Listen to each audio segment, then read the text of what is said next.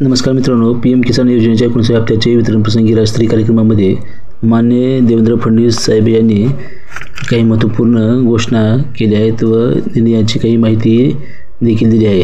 त्याची आपण सविस्तर माहिती पाहणार आहोत।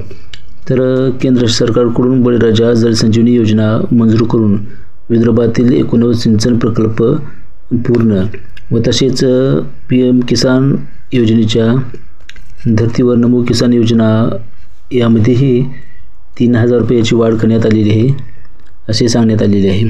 व नानाजी देशमुख कृषी संजीवनी योजनेच्या दुसऱ्या टप्प्यात मराठवाडा विदर्भातील उर्वरित भागात अंमलबजावणी करणार व तसेच शेतकरी उत्पादक गटांना रोजगार सक्षम कृषी प्रक्रिया उद्योग ग्रेडिंग आदी समग्र सुविधा पुरवणारी स्मार्ट योजना आणली व अग्रिस्टेकद्वारे संपूर्ण शेतीचे डिजिटायझेशन करून प्रत्येक शेतकऱ्यांना आवश्यक लाभ व राज्यात आतापर्यंत अग्रिस्टेक योजनेतील 54% शेतकऱ्यांनी नोंदणी झाली पूर्ण। येत्या 5 वर्षात शेतकऱ्याकडून वीज न घेण्याचा निर्णय। सौर पंप मागळतेला योजना 1 वर्षात आतापर्यंत 1 लाख शेतकऱ्यांना लाभ।